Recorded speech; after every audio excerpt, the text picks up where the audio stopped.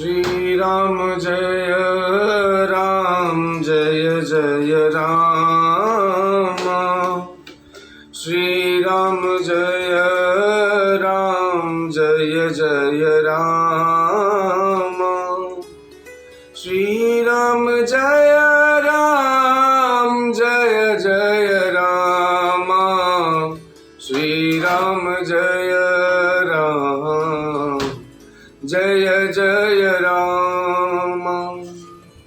लोकाभिरामं रणरङ्गधीरं राजीवनेत्रं रघुवंशनाथं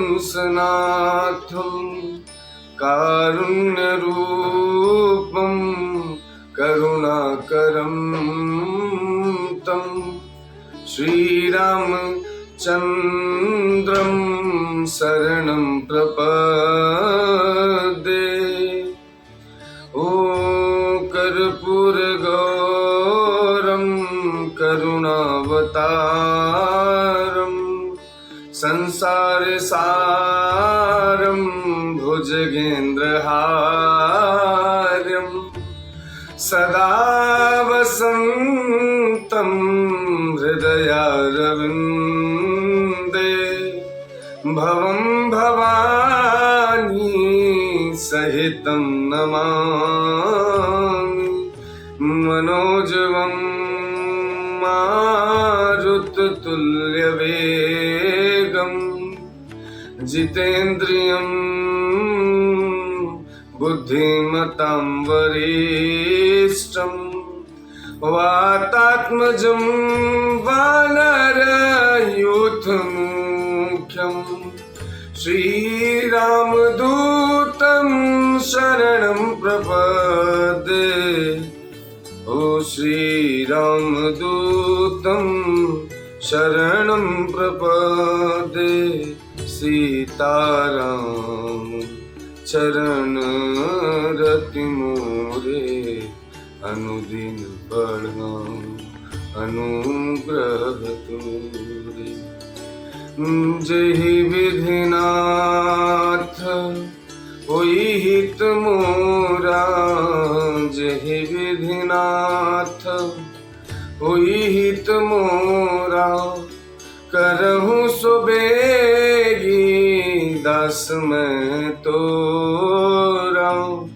उमा कहूँ मैं अनुभव अपना। सत हरि भजन जगत सब सपना।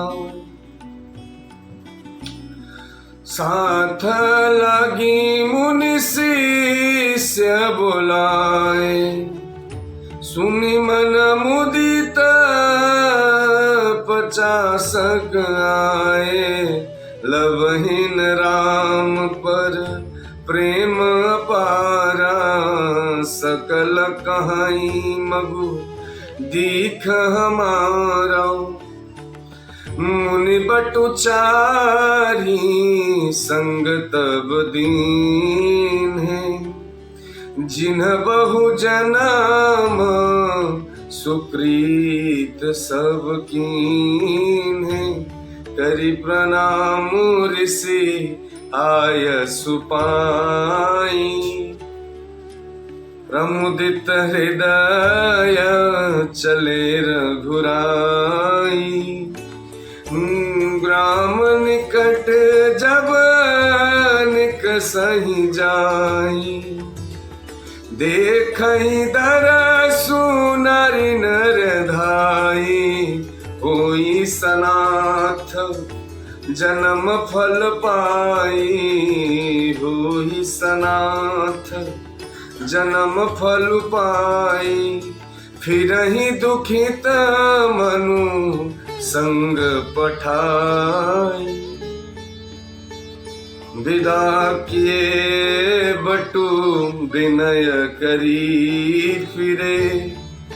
पाई मन काम सिया राम। उतरी नहाए जमुना जल। जो सर शरीर सम श्याम सिया रामा सुनत तीर बासी नर नारी सुनत तीर बासी नर नारी धाये निज निज काज बिसारी लखन राम सिया सुंदर ताई देख करही निज भाग्य बढ़ाई ओ अति लाल सा बसही मन माही नाऊ गाऊं बुझत सकुचाही जे तिन्ह महु बया बिरिधि सयाने तिन्ह करी जुगुती राम पहिचाने सकल कथा तिन्ह सबहि सुनाई बनहि चले पितु आय सुपाई सुनि सुविषाद सकल पछिताही रानी राय किन्ह भल नाही तेहि अवसर एक तापसु आवा तेज पुंज लघु बयस सुहावा कवि अलखित गति बेशु विरागी मन क्रम बचन राम अनुरागी ओ सजल नयन तन पुलकिन जा इष्ट देहु पहचानी परे दंड जिमि धरनी तल दशा न जाई बखानी राम सुप्रेम पुलकि उर्लावा परम रंक जनु पार सुपावा मनहु प्रेम परमारथु दो मिलत धरे तन कहाँ सबको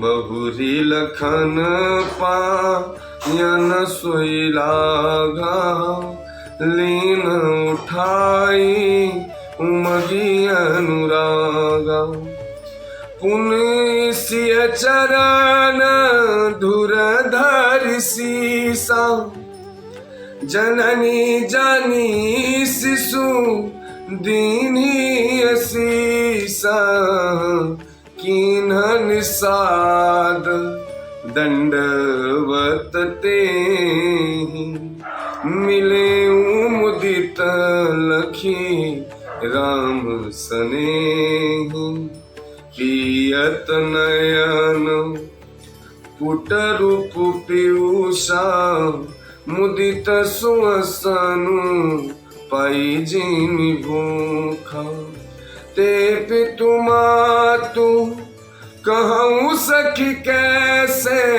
जिन्ह पठये बन बालक ऐसे राम लखन सिया रूप निहारी होहि स्नेह बिकल नर नारी तब रघुवीर अनेक विधि सखहि सिखावनु दीन्ह सिया राम राम रजायसु शीस धरी भवन गवनु तेई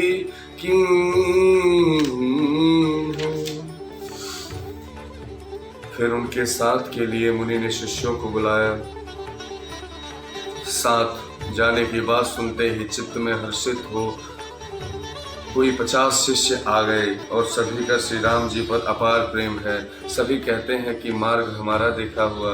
तब मुनि ने चुनकर 4 ब्रह्मचारियों को साथ कर दिया और जिन्होंने बहुत जन्मों तक सब सुकृत पुण्य किए थे। श्री रघुनाथ जी प्रणाम कर और ऋषि की आज्ञा पाकर हृदय में बड़े ही आनंदित होकर चले। जब वे किसी गांव के पास होकर निकलते तब स्त्री पुरुष दौड़ करके उनके रूप को देखने लगते हैं। जन्म का फल पाकर वे सदा सदा के अनाथ सनाथ हो गए और मन को नाथ के साथ भेजकर शरीर से साथ न रहने के कारण दुखी होकर लौट आए। तदंतर श्री रामचंद्र जी ने विनती करके 4 ब्रह्मचारियों को विदा किया। वे मनचाही वस्तु अनन्य भक्ति पाकर के लौटे। यमुना जी के पार उतरकर सबने यमुना जी के जल में स्नान किया, जो श्री रामचंद्र जी के शरीर के समान ही श्याम रंग का था। और यमुना जी के किनारे पर रहने वाले स्त्री पुरुष यह सुनकर कि निषाद के साथ तो 2 परम सुंदर सुकुमार नवयुवक और एक परम सुंदरी स्त्री आ रही है, सब अपना अपना काम भूलकर दौड़े और लक्ष्मण जी और श्री राम जी और सीता जी का सौंदर्य देख करके अपने भाग्य की बड़ाई करने लगे और उनके मन में परिचय जानने की बहुत सी लालसाएं भरी हैं, पर वे नाम गांव पूछते सकुचाते हैं। उन लोगों से जो वयोवृद्ध और चतुर थे, उन्होंने युक्ति से श्री रामचंद्र जी की पहचान लिया।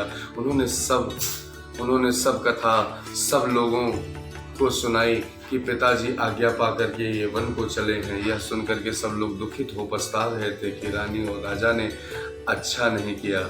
उसी अवसर पर वहाँ एक तपस्वी आया जो तेज का पुज और छोटी अवस्था का और सुंदर था। उसकी गति कभी नहीं जानते थे, अथवा वह कवि था जो अपना परिचय नहीं देना चाहता था।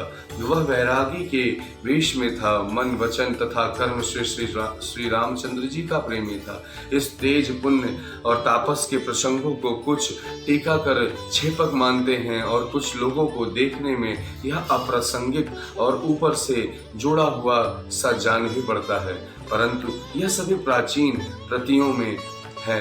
गोसाई जी अलौकिक अनुभवी पुरुष थे। पता नहीं यहाँ इस प्रसंग के रखने में क्या रहस्य है, परंतु यह छेपक तो नहीं है। इस तापस को जब कभी अलखित गति कहते हैं, तब निश्चय पूर्वक कौन क्या कहता है, हमारी समझ से यह तापस या तो श्री हनुमान जी थे अथवा ध्यानस्थ तुलसीदास जी। अपने इष्टदेव को पहचान कर उसके नेत्रों में जल भराया और शरीर पुलकित हो गया। वह दंड की भांति पृथ्वी पर गिर पड़ा। उसकी प्रेम विहल दशा का वर्णन नहीं किया जा सकता है। श्री राम जी ने प्रेम पूर्वक पुलकित होकर के उसको हृदय से लगा लिया। उसे इतना आनंद हुआ मानो कोई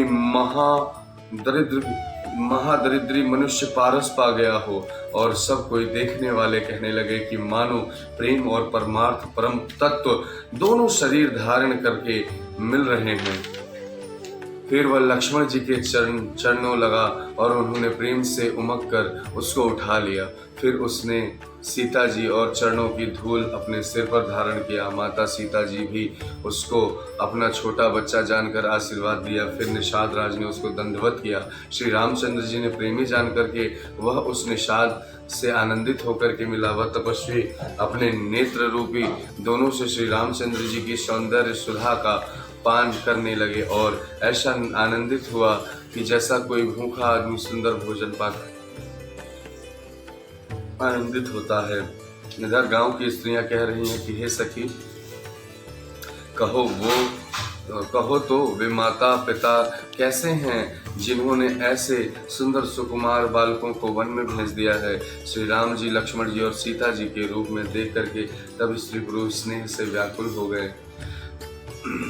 तब रघुबीर ने कभी सखई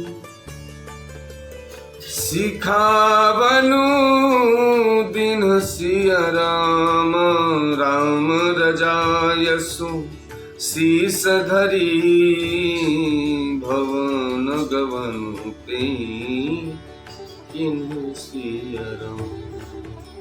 तब श्री रामचंद्र जी ने सखा भू को अनेकों तरह से घर लौट जाने के लिए समझाया। श्री रामचंद्र जी की आज्ञा को सिर चढ़ाकर उसने अपने घर को गमन किया। श्री राम जय राम।